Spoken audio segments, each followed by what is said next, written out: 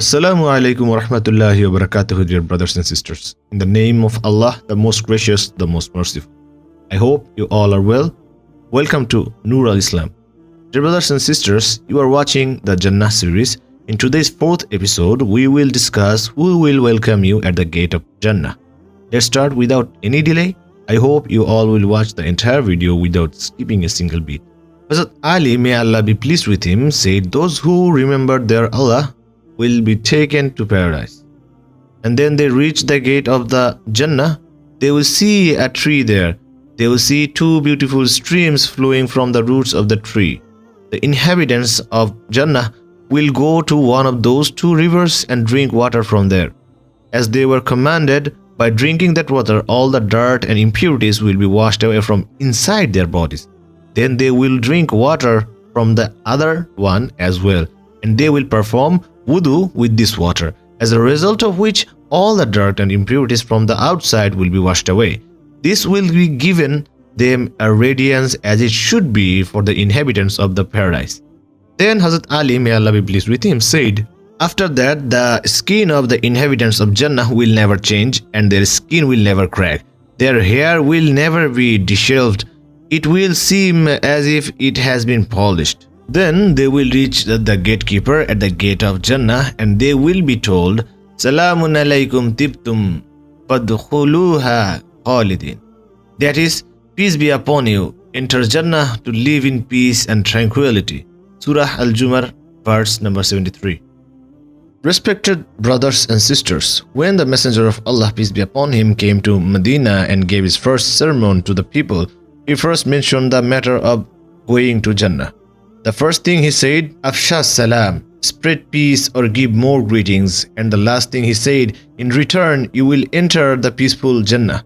Therefore, if you want to be greeted with peace in Jannah, then give more greetings to others. And you will be surprised to see how the angels greet people in Jannah. The angels say, 'Salamun alaykum tibtum.' May peace be upon you, ye have been purified, so enter this Jannah forever." Now pay close attention to these sentences. What is said here? Salamun alaykum. May peace be upon you. There will be peace all around you. So the scholar says that its meaning is you will be completely safe in your environment. Tibtum, we have been purified, which means you will be safe from your sins.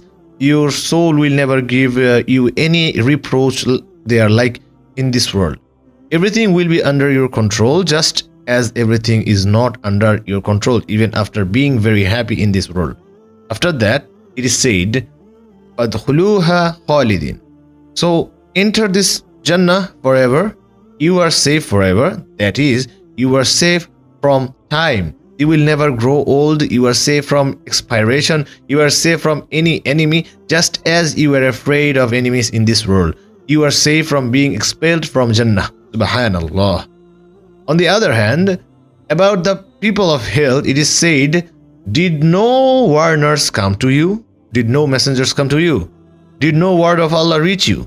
Their punishment and torment will only be increased because they were told about the torment of hell. They had many opportunities to follow the Quran, which could have been taken them to Darussalam, place of peace, Jannah. But no, they denied it, and that is why the fire of hell is only becoming more and more terrible for them today. Many scholars say, pay attention to how Allah subhanahu wa ta'ala said, "Enter through the gates of hell." But Allah has said about the people of Jannah, "Enter Jannah." Here no mention of gates has been made.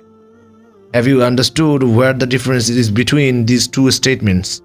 If I talk about entering through the gates, then when the people of hell enter through the gates of hell, the gates behind them are immediately closed forever. Then the situation inside hell gradually becomes more and more terrible for them. Allah Ta'ala says the gates of hell will be closed upon them, sealed tightly, and it will be mixed with huge pillars behind the gates.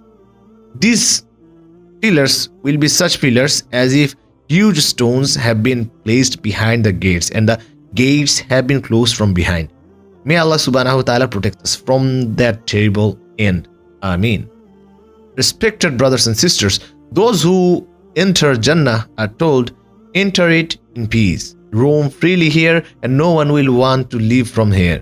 In this world, you usually close the door either to block something or protect yourself. There is nothing to fall into a trap for the inhabitants of Jannah, and they do not need to protect themselves from anything. Therefore, there is no mention of the gates of Jannah being closed for the believers. Mechanically, you do not need any guide either, because you know very well where you have to go. The Messenger of Allah, peace be upon him, said, "In Jannah, everyone will recognize their own house as they used to recognize in this world." Even the Messenger of Allah, peace be upon him, said, "The house of Jannah will be more familiar to you than the house of this world." Subhanallah. The Messenger of Allah, peace be upon him, said, "Each of us will recognize our house well in Jannah." Imam Hassan Basri rahmatullahi alayhi said, Allah Ta'ala has described paradise to the believers in this world in a such way that whenever people enter Jannah, they find everything in accordance with the description of the Quran. So they can recognize where everyone's place is more familiar and certain than this world. Yes, dear brothers and sisters, in this Ramadan's Paradise series, or in this Ramadan's Jannah series, whatever I will tell you about Jannah from the Quran and Hadith, inshallah, you will see exactly that when you go to Jannah, inshallah. Now let's come to the point. What is the role of the angel who will guide you when you enter Jannah with Allah's permission? The answer is, it is only to welcome you. It does not mean that angel will show you your house, or you would not have been able to find your house if the guide had not come. In fact, the matter is that the guide comes to welcome. Just like, for example, when you go to a 7-star or 5-star hotel in this world, a guide given by the receptionist takes you to your designated room with respect, carrying your bag and luggage. The role of the angel who show the way to Jannah is also similar. There is a hadith about this where it is said, the angels keep walking, showing the way to Jannah to the children of Adam, and the children of Adam will follow him.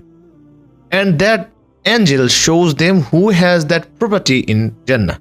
At one point, that servant reaches his final resting place, and then the angels tell that person about what has been given to him in Jannah. And while talking like this, at one point, that person reaches his own family, finds his real home in Jannah. Then that angel goes back again. In another narration, it is said that the angels say, "I am your guardian, and my responsibility has been entrusted to me." Therefore, the scholars say there is a separate welcome committee to welcome each inhabitant of Jannah, and it starts with the angels. Humayd bin Hilal rahimahullah said, when someone enters Jannah and is given a voice like the inhabitants of Jannah, then they are adorned with their heavenly clothes and then with their jewelry.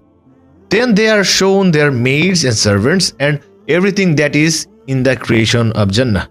When you will be very happy, so happy that if there were death in Jannah, you would die from excess of joy. Then that person is told, this happiness that you see or that overwhelms you will remain like this forever. This means you as an inhabitant of Jannah will always be happy like your first entry. Adiya Haq rahimahullah said, when a believing person enters Jannah, an angel takes them through the various alleys and paths of Jannah and says, "What do you see here?" When you say, "I see palaces made of gold and silver," the angel says, "All these are for you." Then when you enter those places, you see that at every gate of every place, many male and female servants are standing there to serve you, and they welcome you, and they say, "We are all here to serve, and He has given us things that He has not given to any other of His creation." When Allah says, "I am going to give you something better than that," the people of Jannah say, "Oh Lord, what could be better than that?" Allah subhanahu wa ta'ala says, "I am forever pleased with you and I will never be angry with you again." Subhanallah. This shows how beautiful the glow of Allah's pleasure is. If He were not pleased with us, He would not have given us all these places in Jannah. But here He is saying, "I am forever pleased with you." This means that unlike Adam, who displeased me for 40 years and was expelled from Jannah, there will be no such drama in our case. We will live here forever and I will never be displeased with you again. Subhanallah. And this will be greatest blessings of Jannah. Dear brothers and sisters, when you enter your home in Jannah, every room in that place will be harmonious. And the palaces and rooms will not all be the same. Therefore, no one in Jannah will think that their house is small or that they live with bad neighbors in Jannah. The most special homes in Jannah will be for those who pass the difficult test in the path of Allah in this world with extremely patience. These special types of home are not due to any specific deeds, but rather due to the wonderful qualities of those people who always sought only the pleasure of Allah, no matter what happened to them in this world. That is why when Aisha, peace be upon her, said, "O my Lord, build for me a house in Jannah near you." She said this when she had to leave her home and she gave up all the comforts of this life for the pleasure of Allah.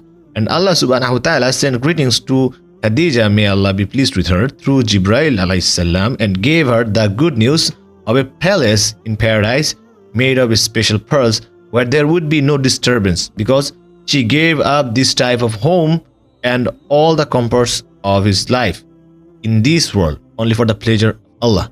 In this world, when someone loses a child and still praises Allah in that terrible pain, Allah subhanahu wa ta'ala accepts that wonderful patience with great love. That is why Allah says, "Build the most praised house in Jannah for my servant," because he has lost something in this life that illuminates his house. So today he will live in the best houses in Jannah. He only asked for Allah for peace and reward, and now he has received it. Imam Ibn al-Qayyim rahimahullah has described a beautiful scene of Jannah for us. He says, a person enters his palace in Jannah, and when he sees his own family in Jannah, they embrace each other in the excess of joy.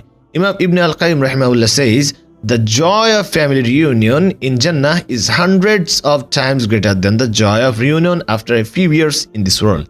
Then he hears the greetings of all the companions in Jannah. And then he goes to his bed and sits comfortably leaning on his bed. This mention of sitting comfortably leaning has also come in the Holy Quran. And when he looks at the floor, he sees that his bed is placed on beautiful pearls. And he sees curtains covered with carpets of green, red, and various colors. And when he raises his head to the roof of his house, he sees it is so beautiful and so bright that if he had not been created for Jannah, he would have lost his eyesight in the brightness of that roof. He looked around with joy. It is an exhilaration. It is an unadulterated joy. And he keeps saying, all praise is due to Allah, who has shown us the way to this Jannah. If Allah subhanahu wa ta'ala had not guided us, we would never have reached this Jannah. So dear brothers and sisters, that is how you will enter into Jannah and what you will see in Jannah. And in upcoming episodes, you will know more details about Jannah. Therefore, don't forget to subscribe our channel Noor Al Islam. Till then, I hope you all will be well and stay safe. Assalamu alaikum wa rahmatullahi wa barakatuh.